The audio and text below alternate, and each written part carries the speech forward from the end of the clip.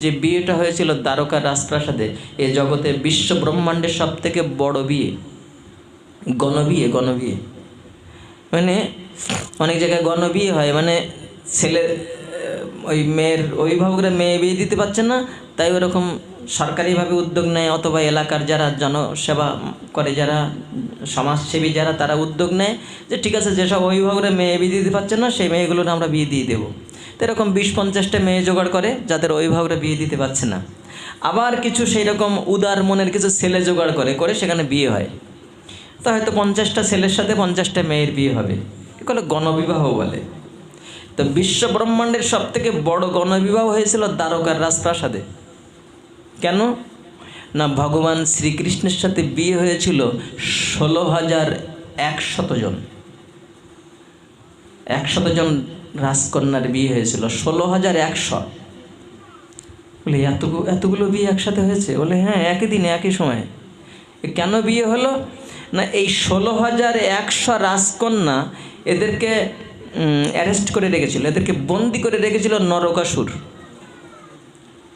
এদেরকে সব হরণ করে নিয়ে ওই বন্দি করে রেখেছিল নরকাসুর।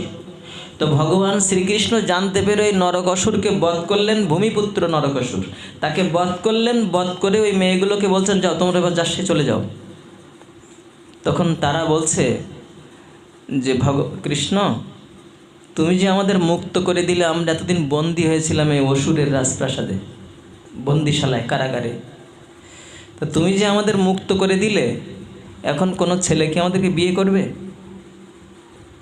সবাই জানে যে আমরা অসুরের কারাগারে বন্দী হয়েছিলাম। আমাদের এই ঘটনা যারা জানবে, কোনো ছেলে আমাদের বিয়ে করবে না, সারা জীবন আমাদের এইভাবে থাকতে হবে।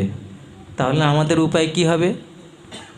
বললেন কৃষ্ণ, আমরা সবাই যদি তোমাকে স্বামীরূপে বরণ করি, তুমি কি আমাদের স্ত্রীর মর্যাদা দিয়ে গ্রহণ করবে? ভগবান শ্রীকৃষ্ণ সেদিন বলেছিলেন, যাদেরকে কেউ আশ্রয় দেয় না সেদিন তাদের আশ্রয় দেওয়ার জন্য আমি আছি। তাই ভগবান শ্রীকৃষ্ণ তাদেরকে ঠিক আমাদের বৈদিক নিয়মে বিয়ের আসর হয়েছিল এই দ্বারকার রাজপ্রাসাদে। কতগুলো আসর ছিল বিয়ের পিঁড়ি হয়েছিল 16,100।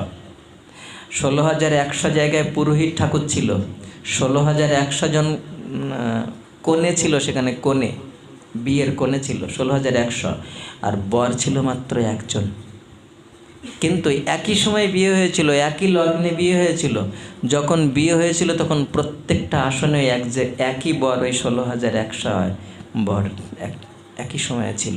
এটা ভগবানের একটা অচিন্ত শক্তি। বিশ্ব ব্রহ্মাণ্ডের সব থেকে বড় গণবিবাহ হয়েছিল দ্বারকা রাজপ্রাসাদে।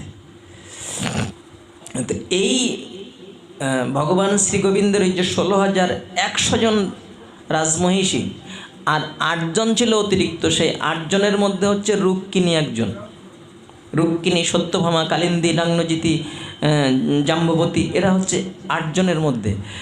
আর 16,100 হচ্ছে ওই নরকাসুরের রাজপ্রাসাদে বন্দী ছিল, আর 8 জন হচ্ছে অতিরিক্ত। মোট 16,100 তো 8 জন রাজরানী ছিলেন দ্বারকা।